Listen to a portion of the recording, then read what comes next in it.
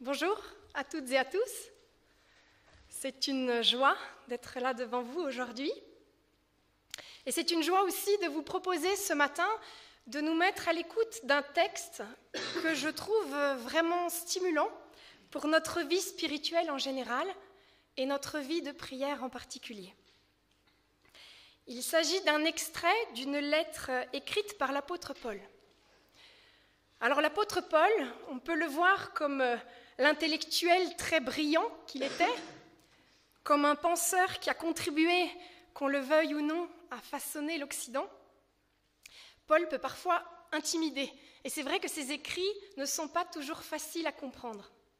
Mais j'aimerais ce matin vous inviter à voir en lui avant tout l'homme qui a été bouleversé par sa rencontre avec Jésus-Christ et dont la relation avec Dieu a beaucoup à nous apprendre. Un théologien américain, vous connaissez sans doute son nom, John Piper, a écrit un jour que l'apôtre Paul avait atteint des sommets de proximité avec Dieu. Et je trouve que ça donne envie d'être attentif à la manière dont Paul vivait sa foi, pour grandir aussi dans la nôtre. Et le texte de ce matin nous donne une occasion en or pour le faire, parce qu'il nous rapporte une prière de Paul. Et je suis convaincue que nous avons beaucoup à gagner à prendre exemple sur la façon dont Paul priait. Alors nous sommes au début des années 60 de notre ère, et Paul écrit aux chrétiens d'Éphèse et des environs de cette grande ville de l'Antiquité qui se trouve dans la Turquie d'aujourd'hui. Notre passage, il se situe au tout début de la lettre, au chapitre 1. Paul a salué les Éphésiens. Il a écrit une longue louange à Dieu pour le remercier de tout ce qu'il offre aux croyants dans leur vie de foi. Et notre passage, il débute juste après. Donc je lirai les versets 15 à 23 du chapitre 1.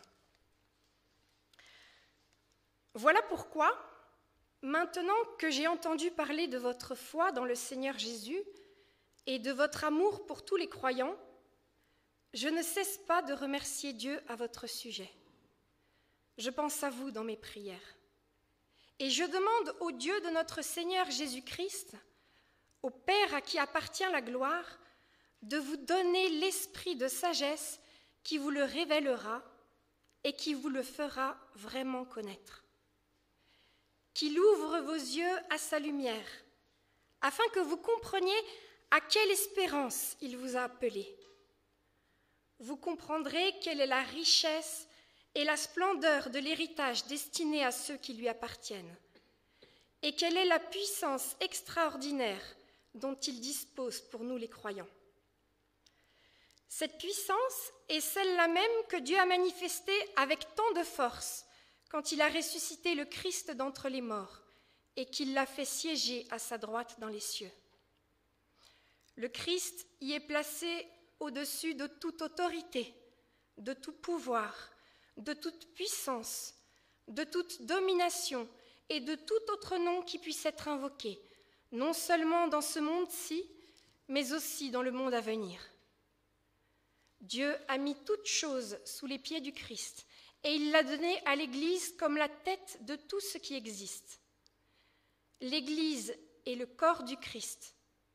En elle, le Christ est pleinement présent, lui qui remplit tout l'univers.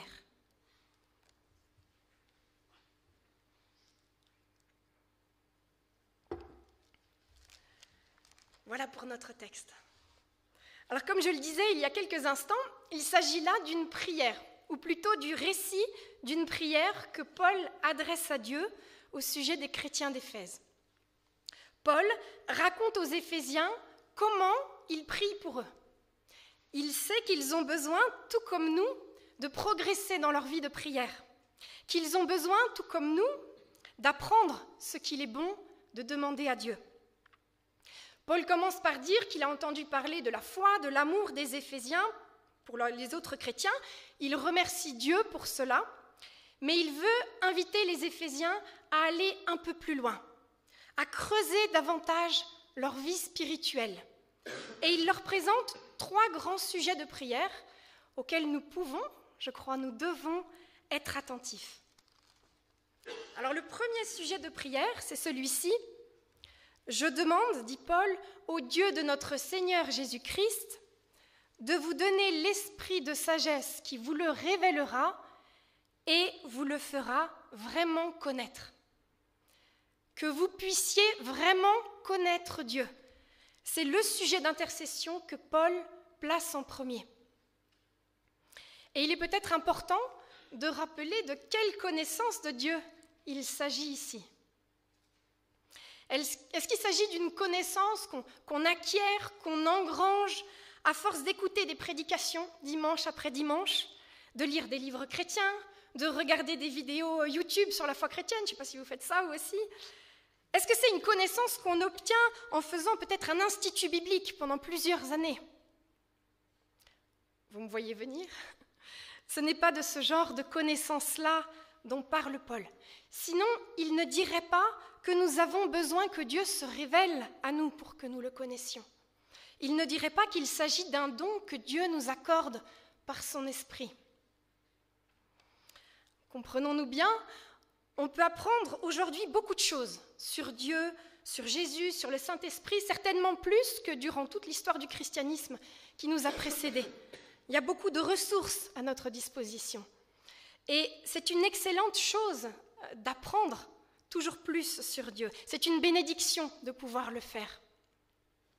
Mais il y a une grande différence, je dirais même une différence cruciale, entre connaître des choses qu'on nous a dites sur Dieu, avoir des connaissances sur la foi chrétienne, sur la Bible, sur l'Église, et connaître Dieu. Car dans la Bible, connaître Dieu, ça n'est jamais engranger, accumuler des savoirs sur Dieu. C'est jour après jour, année après année, instant après instant, développer une relation, une proximité, une intimité avec Dieu, en passant du temps avec lui et en le cherchant de tout notre cœur, dans une attitude de prière, que ce soit au travers de la vie de l'Église, au travers de la lecture de la Bible, au travers d'excellents moyens divers et variés, et évidemment au travers de ce cœur à cœur incomparable qu'est la prière. On l'a chanté tout à l'heure, du reste. Je viens dans ta présence, Seigneur de l'univers. Rien n'a plus d'importance que ça. Rien n'a plus de valeur. Je viens chercher ton cœur. Et c'est à une connaissance de Dieu incarnée, éprouvée, vécue, que Paul nous invite à prier pour nous et pour notre communauté. Dieu, on ne le dira sans doute jamais assez, Dieu n'est pas une idée. Dieu n'est pas un concept auquel on adhère ou pas. Dieu est une personne qui aspire à avoir une relation avec nous et à ce que nous le connaissions vraiment. Savoir des choses sur Dieu, c'est enrichissant, mais ça n'a jamais changé une vie. Seule une relation avec Dieu a le pouvoir de nous transformer véritablement, durablement. C'est pour ça que la connaissance de Dieu, elle est quelque chose que Dieu donne. Parce que cette connaissance de Dieu, elle n'est pas réservée aux plus intelligents, aux plus instruits, à ceux qui auraient tout compris. Non, par son esprit, Dieu l'offre à tous, quel que soit notre âge, des plus jeunes d'entre nous aux plus âgés, quelle que soit notre capacité, quel que soit notre parcours, même le plus cabossé d'entre eux, quelles que soient nos erreurs passées, et même quelles que soient nos obscurités présentes. Ayons à cœur de passer toujours plus de temps avec Dieu, pour grandir dans la connaissance intime que nous avons de lui et qu'il veut nous donner. Et n'hésitons pas à demander à Dieu qu'il se révèle toujours plus à nous. Nous voilà arrivés au deuxième grand sujet de prière du texte. Paul écrit que Dieu ouvre vos yeux, littéralement, qu'il ouvre les yeux de votre cœur. Le cœur dans la Bible qui est le lieu des émotions, mais aussi le lieu de la réflexion, de la pensée, de la volonté, qu'il ouvre les yeux de votre cœur à sa lumière, afin que vous compreniez à quelle espérance il vous a appelé. Après la foi, l'amour pour lesquels Paul rendait grâce au tout début du passage, après la connaissance intime de Dieu, voilà que les projecteurs maintenant sont braqués sur l'espérance, sur cette vie avec Dieu qui nous est offerte si nous croyons en Jésus-Christ dès maintenant et pour l'éternité. Comprendre qui est Dieu, pour Paul, c'est capital. Et comprendre quelle est notre trajectoire et notre avenir ultime aussi. Alors, la mort, elle reste, comme le dit Paul dans une autre de ses lettres, notre dernier ennemi, qui a déjà été vaincu par la mort et la résurrection du Christ, mais qui n'a pas été éliminé. Pas encore, et qui continue de nous faire souffrir terriblement. Et malgré tout, Paul il nous invite à regarder au loin avec les yeux de la foi.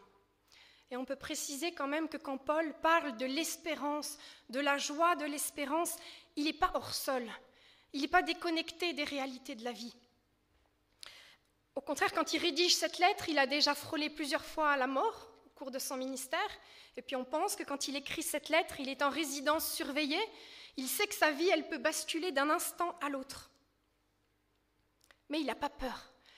Au contraire, lorsqu'il parle de la richesse et de la splendeur de notre héritage, on dirait même que les mots lui manquent pour dire ce qu'il a compris et ce qu'il vit déjà de l'espérance.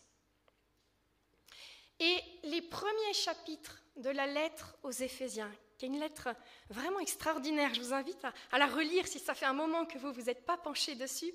Les premiers chapitres de cette lettre, ils sont traversés de part en part par cette conviction profonde de Paul que l'amour de Dieu en Jésus-Christ déborde largement les mesures de notre vie sur terre. Pour Paul, nous sommes dans le cœur de Dieu depuis toujours. Il le dit juste avant notre passage, quelques versets avant, dans une des affirmations qui est, je crois, l'une des plus vertigineuses de la Bible sur les croyants. Il le dit, en Christ, Dieu nous a choisis avant la création du monde. Aujourd'hui, par notre foi en Christ, par grâce, Dieu nous a ressuscités avec le Christ. Nous sommes déjà ressuscités avec le Christ. Notre destin et le sien sont déjà définitivement liés. Et Christ, désormais, domine tout dans ce monde-ci et même dans le monde à venir, même dans le futur. C'est dans les derniers versets de notre texte. Pour Paul, Christ, il est à notre point de départ. Aujourd'hui, nous sommes unis à lui, d'une manière mystérieuse, mais bien réelle. Et il est aussi à l'arrivée de notre histoire personnelle, de l'histoire de notre monde. Elle est là, la clé de notre espérance. Elle a un nom, c'est celui de Jésus-Christ. C'est pour ça que notre destination finale, elle fait déjà partie de nous aujourd'hui. Parce que notre destination, c'est Jésus-Christ qui habite déjà en nous, si nous lui avons laissé les clés de notre cœur et de notre vie. Et je me dis que c'est peut-être pour cela que Paul parle d'abord de la connaissance de Dieu avant de parler de l'espérance. Parce que c'est en apprenant à connaître intimement Dieu que dans notre relation avec lui, nos cœurs peuvent s'attacher profondément au Christ et saisir qu'il est notre espérance. Et ça devrait changer quelque chose dans notre vie de tous les jours. Un commentateur disait, en parlant de notre texte et de cette espérance qu'on doit comprendre avec notre intelligence et notre cœur, avec nos tripes, je dirais, il dit « L'illumination du cœur ou de l'intelligence est une prise de conscience profonde qui oriente toute l'existence. » Alors je me suis posé quelques questions que je vous pose aussi. Quelle place l'espérance occupe-t-elle en moi, parmi nous? Est-ce qu'on parle tant que ça d'espérance, de notre espérance entre nous? Est-ce que mon espérance, elle impacte d'une manière ou d'une autre ma façon de vivre mes relations, ma façon d'éduquer mes enfants, Mon rapport au temps, bien évidemment. Mon rapport à l'argent, à tout ce que j'achète, mois après mois. On a beaucoup entendu parler de bonnes résolutions le mois dernier.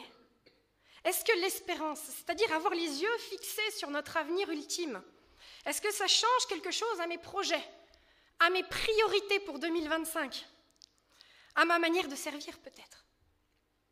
Les Éphésiens auxquels Paul s'adresse, ils n'étaient pas si différents de nous. Eux aussi, ils devaient avoir des vies bien remplies, pleines de défis très terre-à-terre. Mais Paul il nous invite à prendre du recul, à prendre de la hauteur, à regarder à très long terme. Quand on sait d'où on part, où l'on va, et qui nous y attend, qui est déjà avec nous, on peut oser davantage. On peut se donner davantage. On n'a pas grand-chose à perdre parce qu'on a déjà tout gagné. Comme Paul, demandons à Dieu qu'il nous donne de comprendre et de vivre pleinement cette espérance-là. Et nous en arrivons au troisième et dernier sujet de prière de Paul. Paul prie pour que les Éphésiens comprennent quelle est la puissance extraordinaire. On pourrait traduire aussi quelle est l'infinie grandeur de sa puissance, dont Dieu dispose pour nous les croyants. Alors cette puissance, elle est à relier à ce qui précède, à ce dont on vient de parler, à l'espérance promise aux croyants de ressusciter comme le Christ. Mais cette puissance, nous dit Paul, elle n'est pas que pour demain. Elle est déjà disponible pour nous aujourd'hui. Elle est déjà en train de travailler en nous. Alors vous allez peut-être me dire, oui, comment est-ce qu'elle se manifeste, cette puissance de Dieu en moi? Moi, je ne la vois pas trop à l'œuvre. Alors c'est vrai que cette puissance, elle agit souvent de manière assez discrète. Je crois par exemple que par son esprit, Dieu nous transforme jour après jour. On en a bien besoin, moi la première, pour nous faire grandir dans la foi, dans l'amour, dans l'espérance, pour que notre caractère, notre regard, notre désir soit toujours plus semblable au caractère, au regard et au désir de Dieu. Et c'est une bonne chose de pouvoir remarquer ces progrès en nous et parmi nous, comme Paul le fait au début de sa lettre, lorsqu'il se réjouit de l'amour et de la foi des Éphésiens. Et puis parfois aussi, cette puissance se manifeste de manière plus étonnante.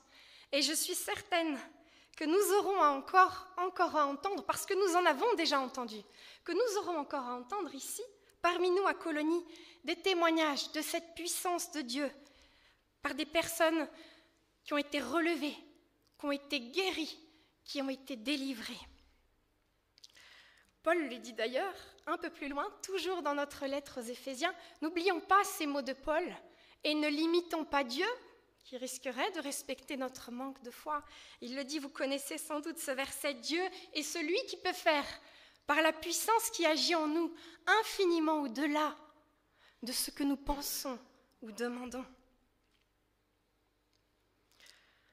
Alors c'est vrai, il faut reconnaître que Paul, dans son texte, il ne donne pas d'autres exemples concrets de la puissance de Dieu que celui de la résurrection de Jésus. Il aurait pu pourtant parler de la manière spectaculaire dont cette puissance avait agi en lui lors de sa conversion.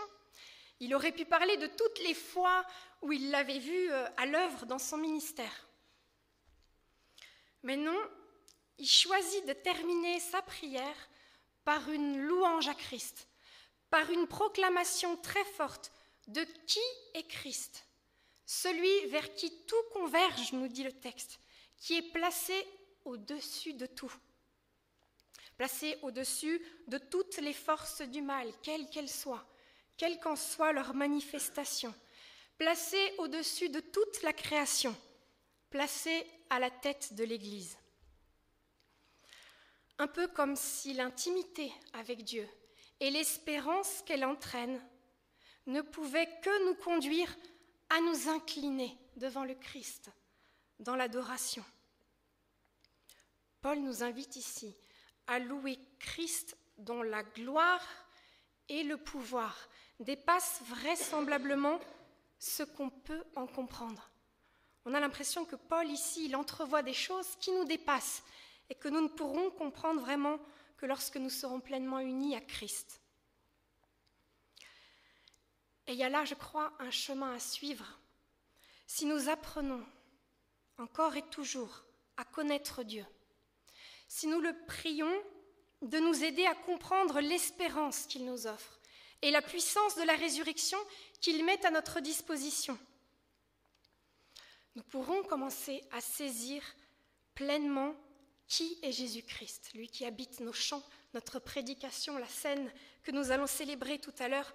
Nous pourrons commencer à saisir pleinement qui il est, le centre et le but de l'univers, le centre et le but de l'histoire avec un grand H, le centre et le but de l'Église, le centre et le but de notre propre histoire, de notre propre vie. Est-ce que nous le réalisons avec tout notre être pleinement? Christ est le centre et le but de ta vie, de chacune de nos vies.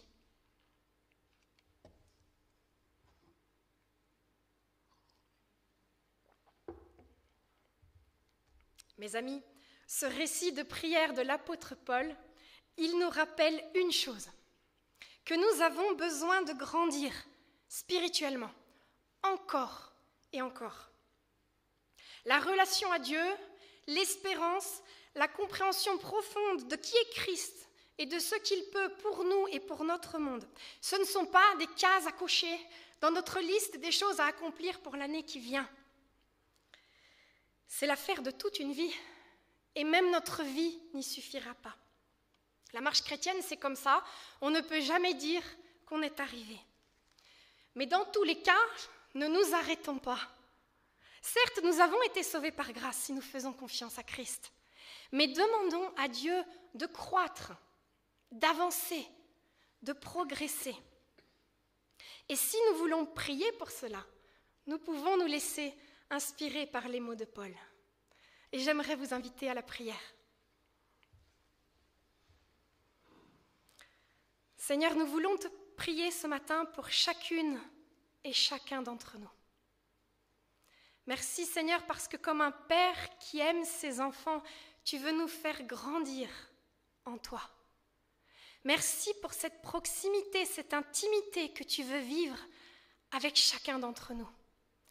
Donne-nous, Seigneur, de te chercher, de te trouver, de te connaître vraiment.